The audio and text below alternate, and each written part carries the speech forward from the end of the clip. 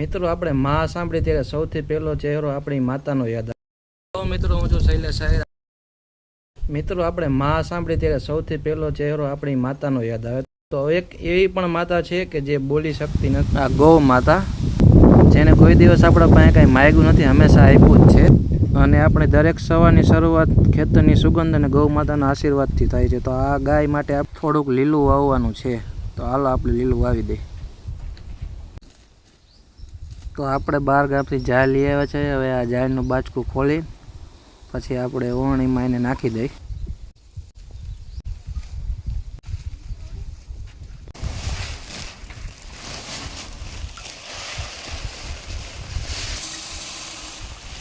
આપણે ઓવણીમાં ભરી દીધી છે અને હવે વાવી દઈ.